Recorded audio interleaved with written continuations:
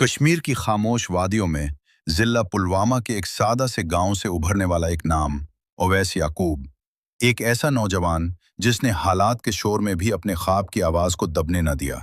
जहां वसाइल कम थे मगर हौसला बेहद था, जहां मौके महदूद थे मगर इरादे मजबूत थे। ओवैस ने बचपन ही से तय कर लिया था कि वो हालात का मोहताज नहीं बल्कि अपनी मेहनत से पहचाना जाएगा। मार्शल आर्ट्स से आगाज करने वाला ये सफर जल्द ही मिक्स्ड मार्शल आर्ट्स तक पहुंचा। सर्द सुबहों में तन्हा दौड़, मध्यम रोशनी में सख्त ट्रेनिंग और वो लम्हे जब जिस्म थक जाता था मगर दिल रुकने से इनकार कर देता था। फिर आया पहला प्रोफेशनल मुकाबला, जहां शिकस्त ने उसका इस्तकबाल किया, मगर ये हार अंजाम न बनी बल्कि एक सबक बन गई। ओवैस टूटा नहीं बल्कि और मजबूत होकर लौटा। अगले ही मुकाबले में 3 मुकम्मल राउंड्स में शानदार कारकर्दगी दिखाते हुए उसने मुत्तफ़िका फैसले से अपनी पहली फतह हासिल की और साबित कर दिया कि वो वापसी जानता है। ख्वाब उसे कश्मीर से दागिस्तान ले गए, जहां उसने दुनिया के अजीम फाइटर खबीब नूरमगोमेदोव के कैंप में तरबियत हासिल की। वहां उसने ग्रैपलिंग, नज़्म-ओ-ज़ब्त, सब्र और खामोश मेहनत का वो फलसफा सीखा जो चैंपियंस को आम फाइटर से अलग करता है।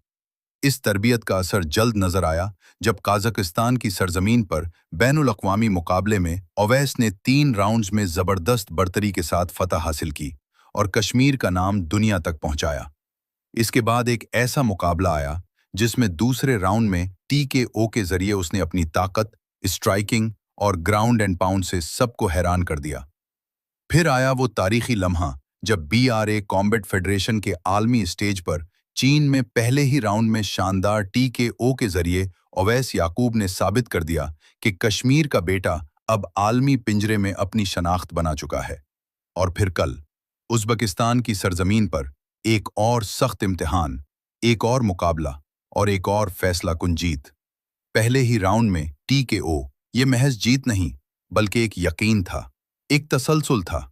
ओवैस याकूब आज सिर्फ एक MMA फाइटर नहीं बल्कि कश्मीर के नौजवानों की उम्मीद है, उन ख्वाबों की आवाज है जो खामोश घरों में पिलते हैं। और इस बात का सबूत है कि अगर नीयत सच्ची हो तो पुलवामा से दागिस्तान और दागिस्तान से दुनिया तक का सफर मुमकिन है। ये कहानी खत्म नहीं हुई, ये सफर अभी जारी है।